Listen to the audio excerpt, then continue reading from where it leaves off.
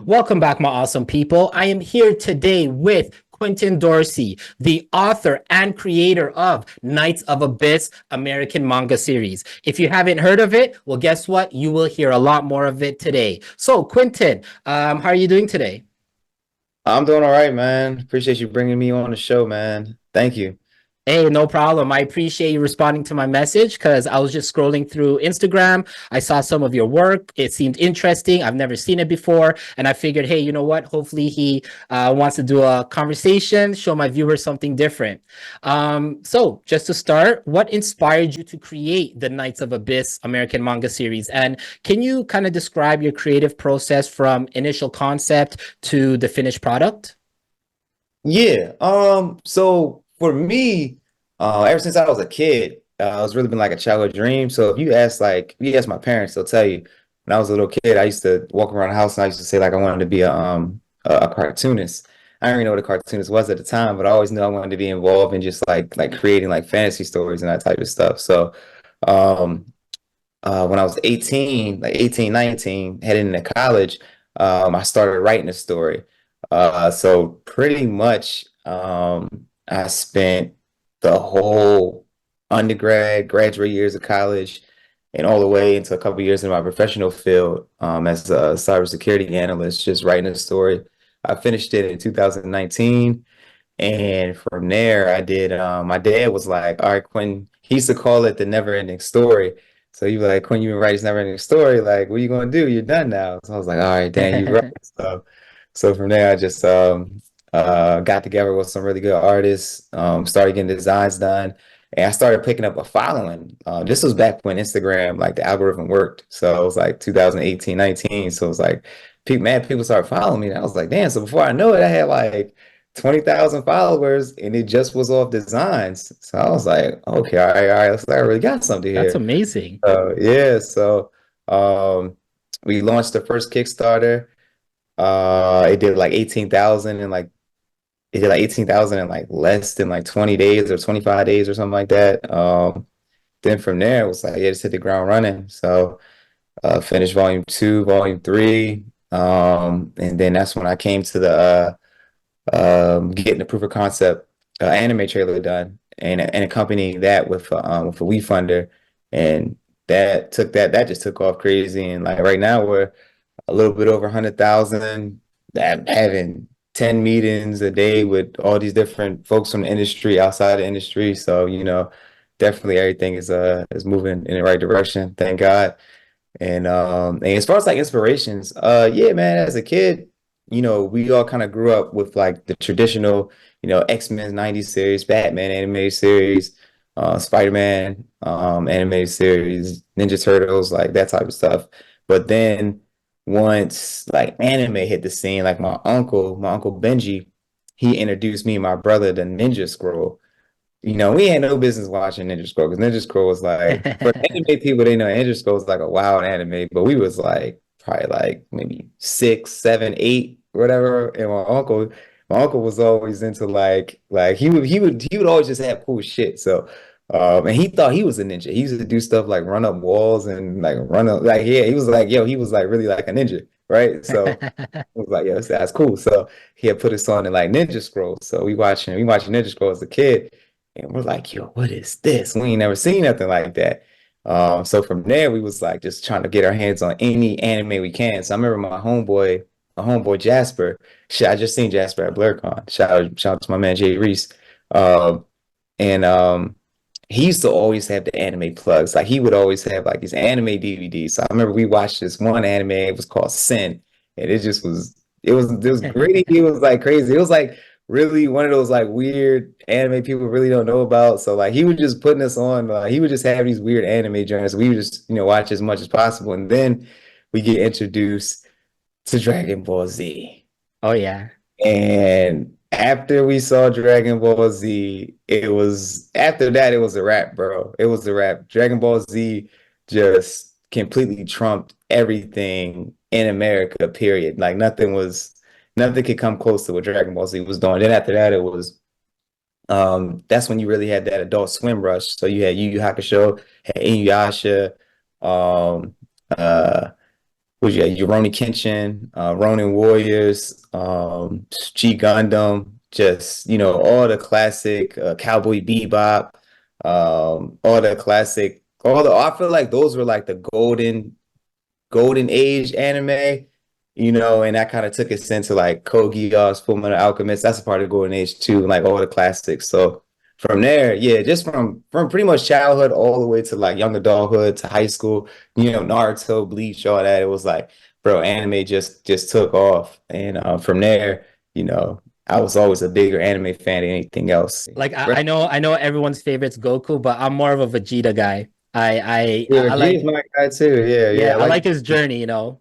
Yeah, nah, Vegeta is one of my favorites. Gohan was like when we used to play fight back in the day, I was Gohan, my cousin was Piccolo, and my brother was like Vegeta. Yeah, so You know, I've heard a lot of saying in the past, like I would say 10 years, people are saying that Piccolo was actually supposed to be a colored person, like he was supposed to be a black character. Have you heard those rumors? Because I don't know if they've it's confirmed it a or not, but it's a joke, but yeah, okay.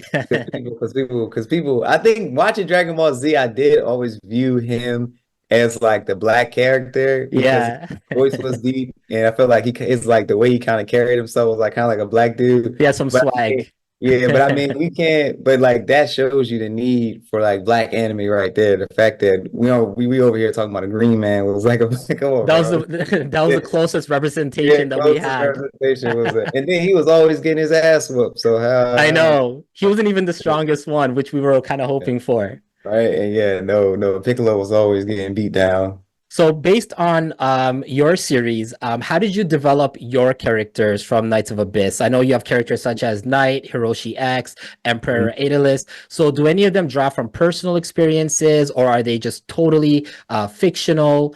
How Mhm. did you come up with your characters?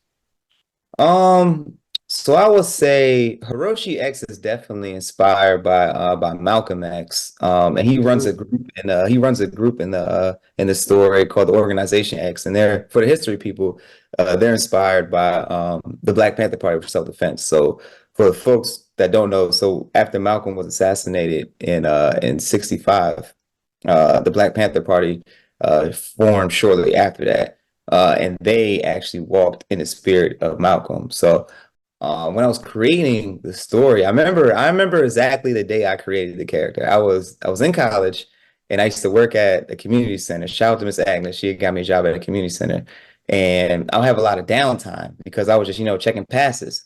So I'll be sitting down and I would just be writing a story. Like, so and so, not a sidebar, but some of these kids nowadays, when I go to LA Fitness and I see some of them just sitting on a phone all day long, I don't get it because it's like, bro, this is downtime. You should be doing Yeah, your work, or you should try reading a book, just being productive. You on your phone, you just wasting time. you could do that Like, at home. yeah, you did at home. Yeah, put the phone down and like get stuff done because that time that I spent, just stuck at the job and not have nothing to do and actually being constructive and writing, I wrote so much stuff that, you know what I'm saying? Like that I wrote it. I really was writing a story during that time. So, but yeah, but now get back to the point. So yeah, I was sitting there and I was like, damn, all right, I want like an OG character that's like spiritually grounded, that's like intelligent and definitely OP strong. And I was like, man, what should I name him? And then who should I name him after? So then I was looking, I was like, yo, what had a character that was like Malcolm X? So I was like, Nice. yeah, the Hiroshi X. And it hit me. I was like, yeah, Hiroshi X. And then I was like, oh, that shit sound hard. And then after that, I just started writing the character, writing his background. Then I was like, oh yeah, then he runs an organization. I was like, yeah. So from there, like that's kind of how I came up with the character. I would say not Knight isn't really based off of anyone historical or anything like that. Milita, I think of Milita is more so. Nah, she's not really based off anyone either. I think of Milita.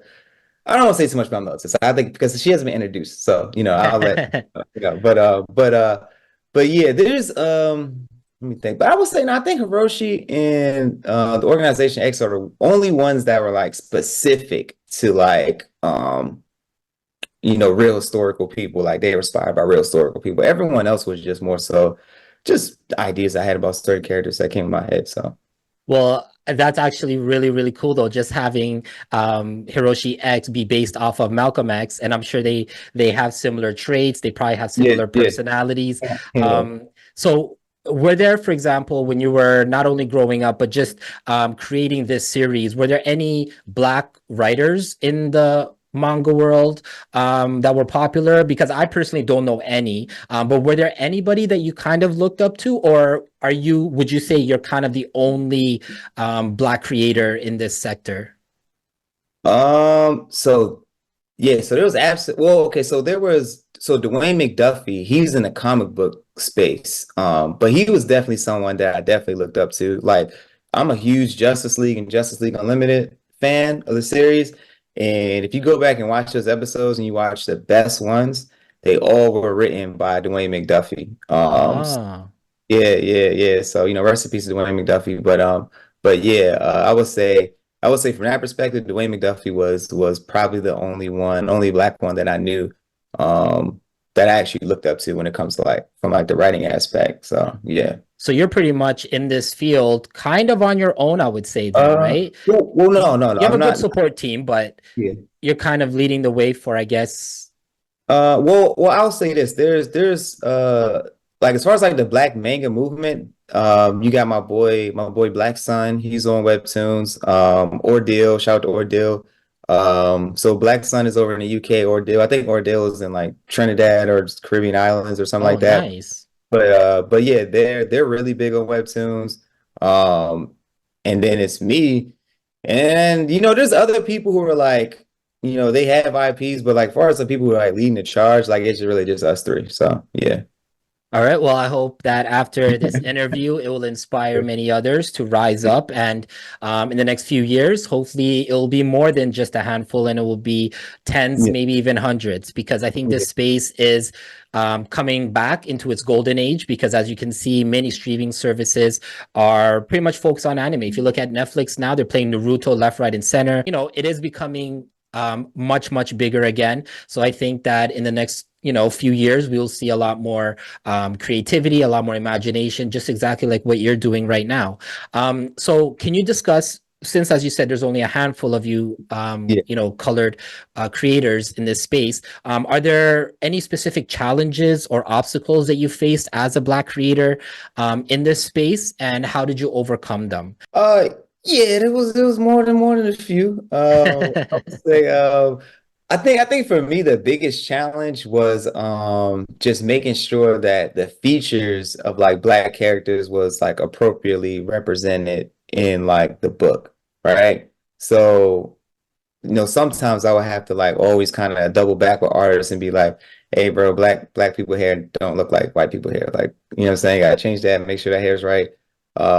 Facial expressions, just the little subtle things that we do, like, how we react to certain stuff, the way we kind of, look like that type of stuff. So I really did struggle with that. But what did help me was the Boondocks. The Boondocks was probably the Ooh. only like because Boondocks is technically an anime too. So when it comes to facial expressions, like when I was trying to find the right facial expression to like express a certain like characteristic or whatever, the Boondocks really helped me because like they nailed it. But yeah, I would say definitely that was probably the biggest one. I think I mean going to conventions and people weird looks. You get the like the white gaze where people Yeah, like why are you here type shit. I would get a very small minority of out of people who would buy the book that were like not Black people, right? So there would be just clearly there's like race fans, like people who are just like yeah, they're just fans of like if you're white they're going to support, but if you're Black they're not about to support. So yeah. so I would say any creator knows that that's a real hurdle. So it's like you can't even.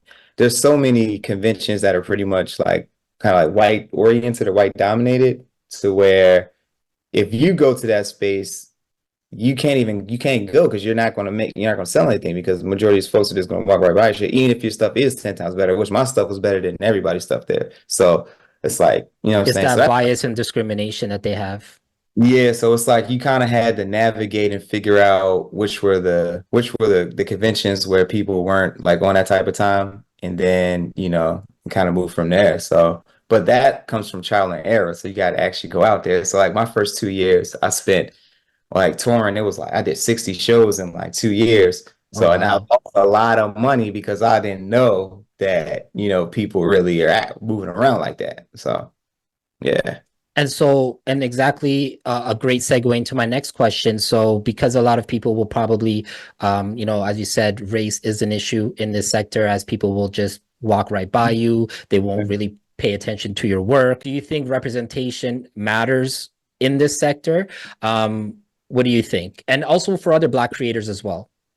Yeah, I think representation definitely matters. I mean, because one, the demographics are there, right? So if you look at I believe Crunchyroll, they released some statistics I want to say a year ago, a year or two ago, and 18% of their subscribers in America were black people. So that's like 10.8 million black subscribers who are tuning in to watch anime, right? So if you just take that and multiply it by, the amount of black anime fans around the world, I mean, what is it? 70, 80, 100 million? I mean, Africa heavily consumes anime. There's Yeah. 3.2 billion people there. I mean, you can just take Africa and America and you already have a crazy demographic of people who already like anime. So do you really think if, black anime or when black anime pops off, they're going to be like, oh, not watching that? No, they're going to be like, yes, finally, right? I mean, and that's proven, right? So I got promo on the spiritual world. Shout out to the spiritual world. They're like a big influencer page. My video just outdid a Chris Brown video and an Ice Spice twerk video. My joint For is at three. you, My joint is congratulations. at 3.3 million views right now, and it was just a 40-second trailer, just off the trailer. So it's there, bro. Like it's there, and representation is definitely needed because the demographic is there. That Black anime fans have been wanting this for a very long time. So, but as far as like changing the minds of folks who are, have been indoctrinated with like, anti-Black bias, I think when something becomes popular enough, then yeah, to a certain extent, but also I don't really care. I mean, the demographic for me, anybody can enjoy, but the demographic is black folks. The demographic is there. So, I'm not trying to appeal to people who, are dealing with these sort of like, cognitive issues or whatever, whatever you want to call these little bias issues. So that's not my goal. I mean, you know, yeah, yeah. So yeah. No, that's actually key, as you said, right? Because there is a demand, right? Your target audience isn't the non-blacks. It is actually for blacks and colored people, and Yeah. there is an audience. It's just that it's not being reached out to them. That's Yeah. the only problem is that little pipeline of here's the product, there's the audience, but how do we connect them together? So you're not trying to change people's minds. You're just looking out for the people who want it but just don't have access to it, and you're giving them the product. I personally, especially in Canada, we have a lot of black people into manga and anime. Some of my best friends are all about manga and anime, and so that's where I actually get some of my, hey, what should I watch next? What should I watch next? And the question or the problem that they have is, even if I did create something great, then what? What do I do next? So what would be some advice that you would give a black creator that wants to get into the manga and anime space? So I would say, one, write your story, because you don't want to get in a like finish your story, or at least finish the initial draft of how you want your story to like end, because you don't want to get in a situation where you create a book and now it got some motion, and you're gonna feel pressured to like, oh damn, I gotta write the next chapter, then I gotta get this done, then I gotta go do. It's like, for one thing I learned is that I had to rewrite season one like 3, 4 times, right? So out of the whole, from me being 19 all the way to now, I had to rewrite, and I'm still rewriting it, right? So it's like, and then I'm finding plot holes, and I'm finding ways that I can make stuff way better. So, I would say writing that whole story out. And after you feel like you got that initial draft of how you want the story to end, then I will start, kind of getting, your books in production. Two, don't quit your job. Like a lot of creators, they just quit their job That's a and very good and point. it's like, no, bro, like your 9 to 5 sustains you and it can help you invest in your own stuff. Don't quit your job. Don't be in a rush to quit your job. Also, you know, people got to find ways to get into fields that are lucrative, right? So I'm in IT. Anybody can go take a couple months and get a computer certification and go get them a higher salary job. If you're really serious about this, it's going to cost a significant amount of money. So you're going to need that capital. So you're going to actually have to make sure that you're in a field that's paying you enough so where you can actually make real moves. Because if you're not, then you're not going to be making any real moves. So I would say definitely make sure your professional field is something that's lucrative. And if it's not, figure out how you can get into a lucrative field. Um, and then yeah, I would say after you build up a following, you got a couple books out, get that high quality proof of concept done. Whatever it is, if you want a live action or your anime or animation or whatever, get that done. Make sure it's very high quality. Put together a real marketing package, like, what I mean, real marketing money, and bet on yourself and throw it out there and bet on yourself. That's everything I did. I didn't take any shortcuts. And yeah, I just bet on myself and I just did it the right way. So I would say anybody can follow my blueprint. And if if you got something that people want, man, you'll win. Yeah. No, So and yeah. yeah. No, I totally agree with you because I know a lot of people who will quit their 9 to 5 job, pursue their, passion. Six Yeah. months down the road, their savings are done. They have no more to fund their passion with, and now they're scrambling to look for a job. So, viewers, listen to what Quintin said. Do not quit your 9 to 5. Also, another positive thing is you don't need a big corporate publishing company anymore, right? You can as long as you have a great story, you have some great art, you have a great plot, great characters. We live in a day and age these days where you can just go on Kickstarter. You can open up a website. As long as your marketing is on point, you can get to your connection because back in the days, 20 years ago, 30 years ago, before social media and everything, you had to contact Penguin Books. You had to contact this publisher, and 9 times out of 10 they would reject you, right, because they're looking for something else, Yep, right? And it yep. might take 5 years to even for you to publish your first book because of all the changes they requested. But at this point in day and age, right, just as you did, you bet on yourself, right? You use your funds from your 9 to 5. You use your extra money to fund your passion. If it works, great. If it doesn't, hey, at least you can say you tried it, right? And so based on your style of marketing and getting out to the public, what is some of the feedback that you've received? I'm sure, I mean, you've already raised hundreds of thousands of dollars. You've already sold thousands of copies. So I'm sure the feedback is great. But in the beginning stages, right when you were beginning, what was some of the feedback you were getting? How did that help you improve your series? Can you touch upon that? Yeah, well, I do want to go back. So, my faith is very important. So, keep God first. That's number one, y'all. So Definitely. I want to make sure, like, yeah, okay, I meant to say that. Keep God first, bro. A lot of praying, faithful must say that type of stuff. So yeah. But okay. No, definitely say it. Yeah. I put my all into God as well. That's Yeah. without that, what can you really do? Facts. Because a lot of things that happen, divine intervention, bro, straight up. So, I mean, 100%. yeah, yeah. All right, my fault. What was the question? My bad, bro. All right. No, the question was some feedback that you received in the beginning. I know a lot of people hate feedback. They hate looking at comments. They hate constructive criticism. They just want to do their own thing, whether it's right or wrong. But did you use the feedback from others to improve yourself, improve your writing? Yeah, man. So, honestly, volume 1, the pacing was bad. And the pacing was bad because I didn't have the budget. So I already knew the pacing was bad because I had to cut a lot out the way I really wanted to do it. It didn't come out. And also the artist I worked with volume 1, she was a great artist, but there was a language barrier. She was over in Korea.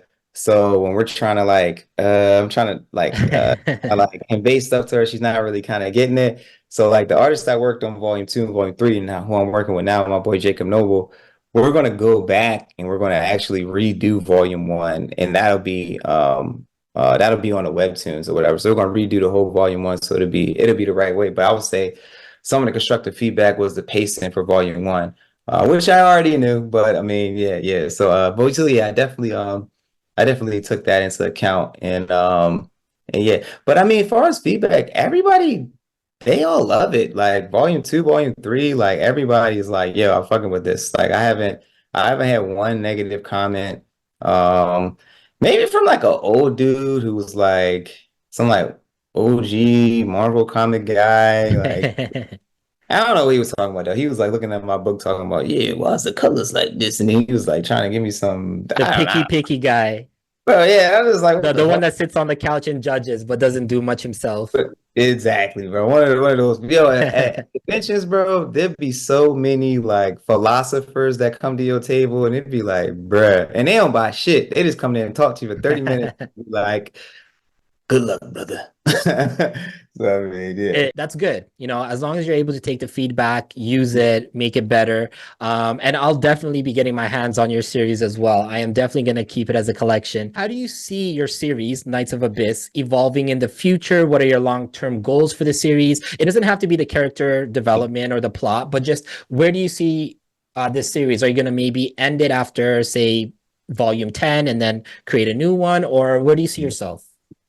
So right now, man, I'm doing so many rewrites, and because I have so many great like better ideas of how to expand on certain stuff. So it's like right now I'm expanding this series. Like, the overall story of how I wanted to end is done, but that could actually change because I just have so many great ideas, and I'm like really incorporating it, and like just writing more episodes and that type of stuff. So. I don't know. I'm sitting back thinking like, yo, this could be a pretty lengthy series. I mean, not One Piece lengthy, but I mean, I would say in anime terms, it could go for a good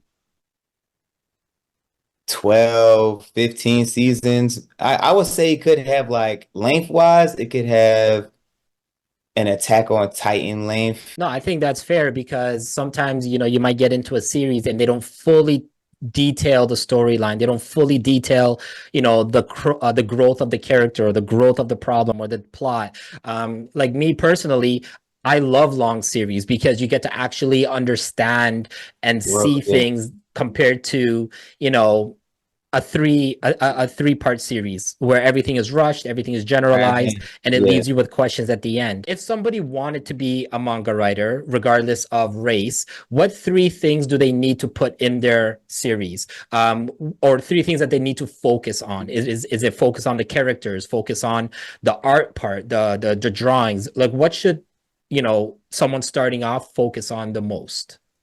So I think first you need to identify what type of story you're trying to tell, right? Because like manga and anime, there's so many that you got One Punch Man, which is like a comedy.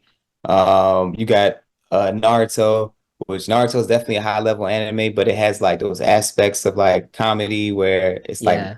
not too serious. And then you got stuff like Code Geass, where there is no comedic breaks. There's no breaking the fourth wall. There is no any of that. It's just a straight serious high level anime. Everything's very serious. Same thing with like Death Note. So I would say one, identifying that because actually when I first started writing KOA, it's like I always wanted it to be very serious like Code Geass, but then I found myself kind of drifting into like doing like kind of like that fourth wall stuff that you may see in like a One Punch Man or Naruto.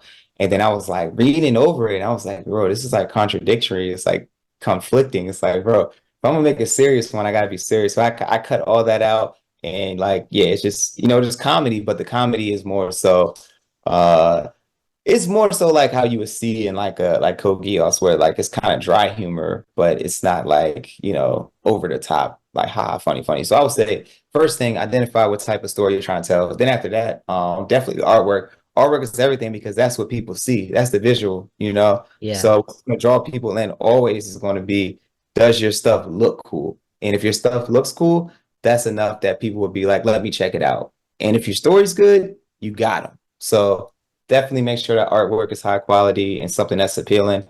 Um, and then lastly, I would say making sure you have money to market, Yep. because it's not enough to just, have something, but you got to get it out there.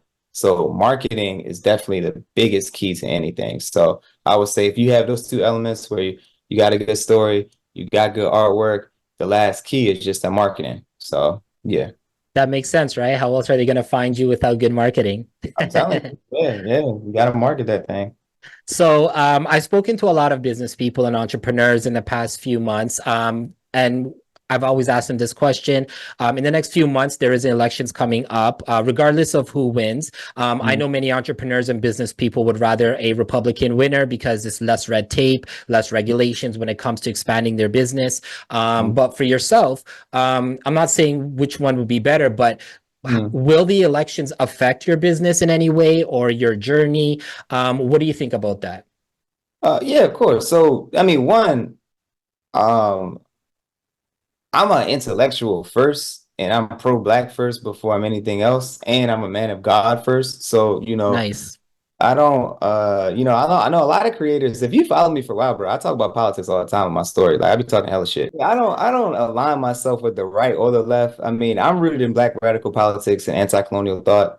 So my philosophy, my ideology, comes from Malcolm X or the Black Panther Party, Bobby Seale, Huey P. Newton, Assad Shakur, Dr. King, like the revolutionaries.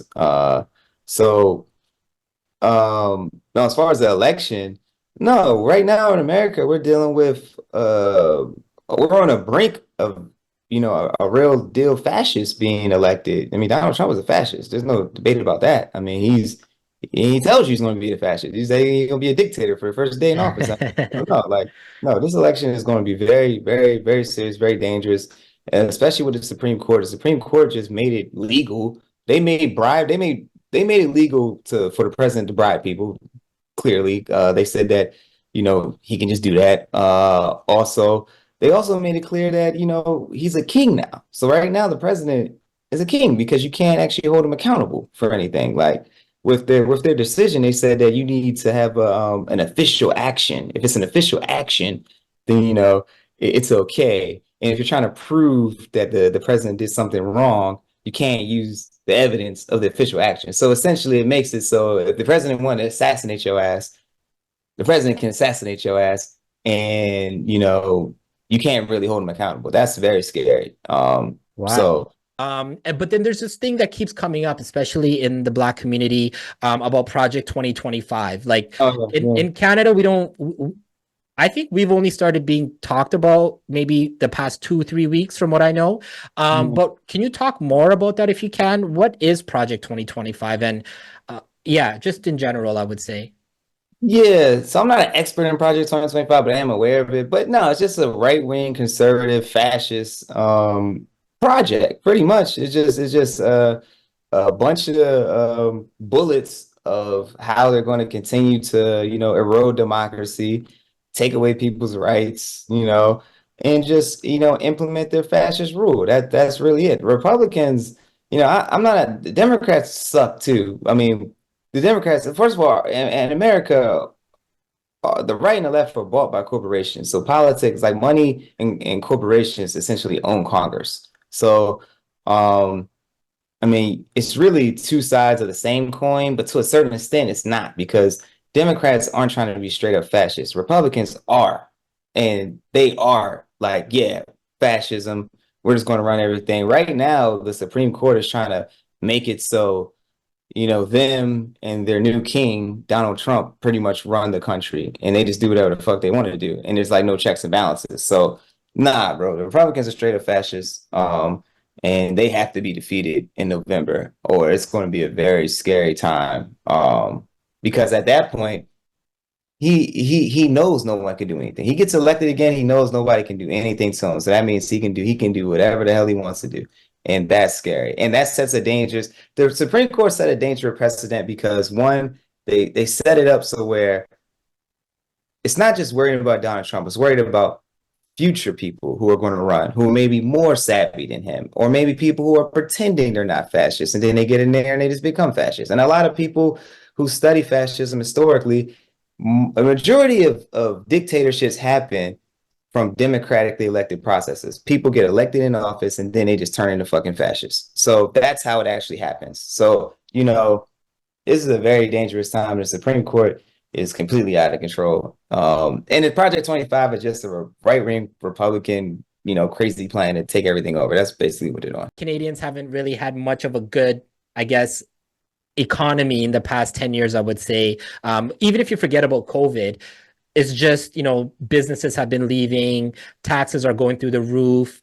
So we have similar problems. The only problem we don't have is immigration because we don't have a border like the United States has a border, unless Americans are jumping over here. We don't know. But do you think that there is going to be hope for a better future, or do you think these elections actually will deter a better future for not only people like us, like Black people, but just people in general? Because these days everybody's going broke, everyone is struggling, everyone is losing jobs.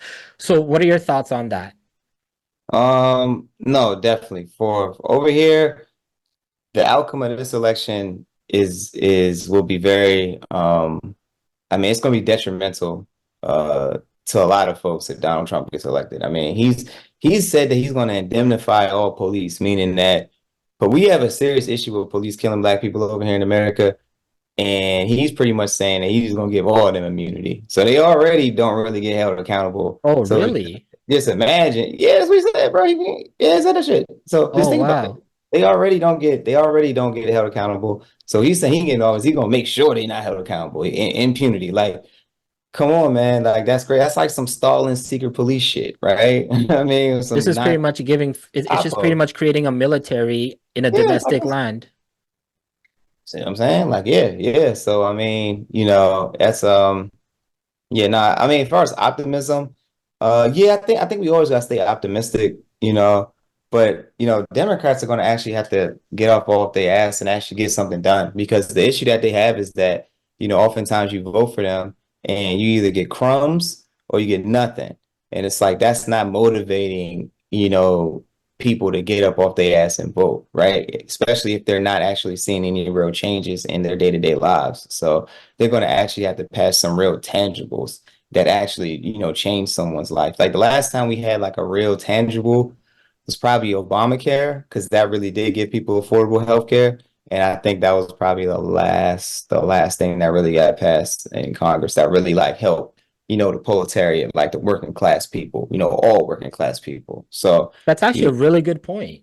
yeah, yeah. I mean, outside of that, I can't remember like, you know, Anything tangible for the yeah, but regular folk. that's on the Democrats though, because they had the opportunity to get rid of the filibuster. The filibuster is like some Jim Crow relic that the Senate uses whenever they want to like, stall a bill or whatever that gets. Yeah, so it's like he could have got rid of that and they could have actually, got something passed. But Joe was on some I don't know what the fuck he was doing. It ain't making any sense to me. It was like, bro, if the Republicans are playing hardball, y'all over here playing kickball. Like, what is going on here? It's like, nah, y'all gotta. If y'all opposites, it's time to like get in the field, bro. Like, stop with all the dumb shit. They're coming here.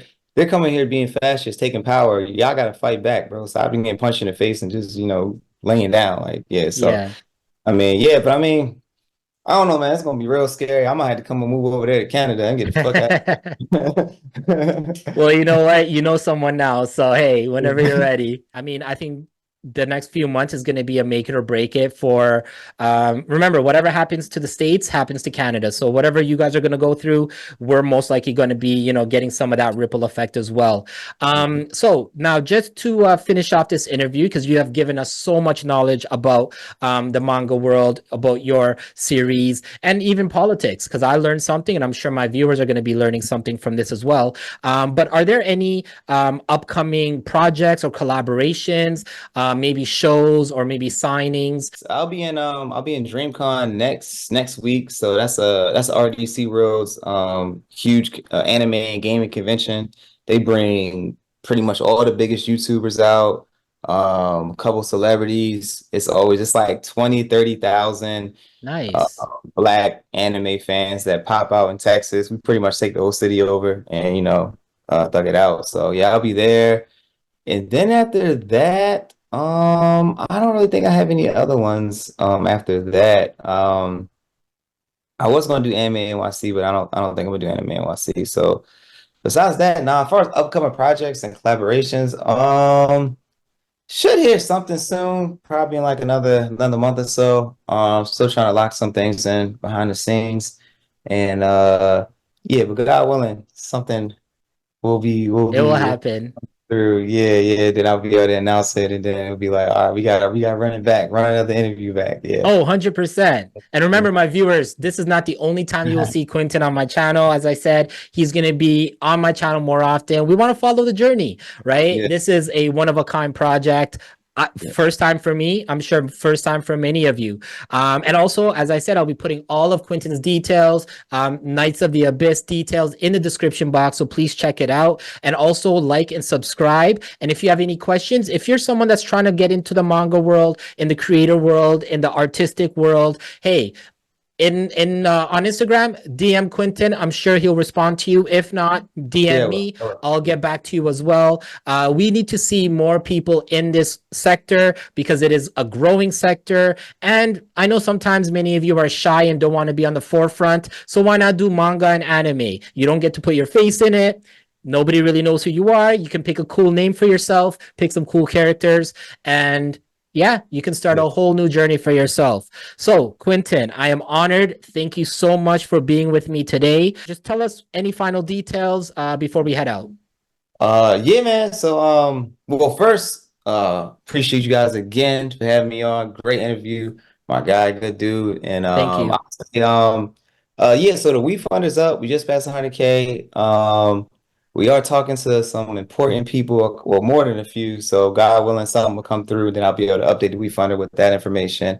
If you are in Canada, which most of you are, I don't think Canada allows y'all to invest because they have some weird thing with We Funders. So you would have to contact some friends and family in the States or somewhere else and kind of do it that way. But yeah, man, we're rocking and rolling. Oh yeah, also the entire series is migrating over to Webtoon. So I'm selling the last books now.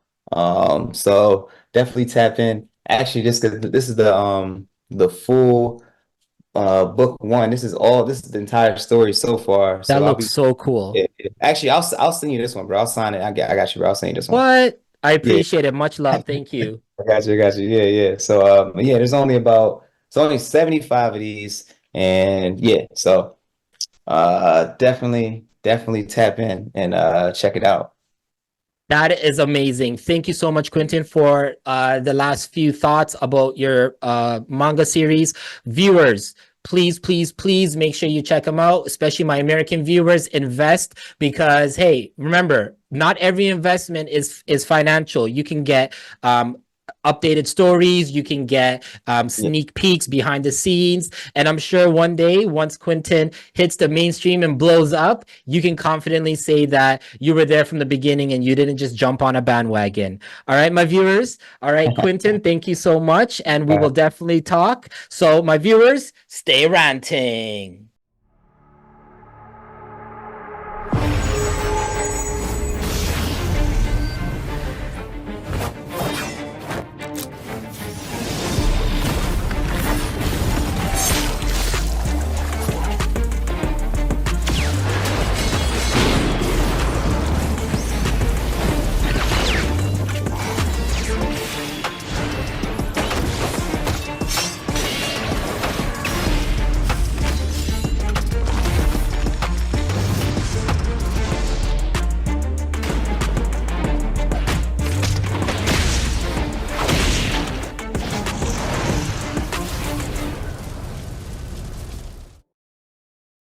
You saw that fire trailer just now? Well, what if I told you you could own a piece of that anime? If you head on over to wefunder.com, you can invest and claim a part of it for yourself, thus making this more than just your regular anime. This is fan-owned, people. Check it out.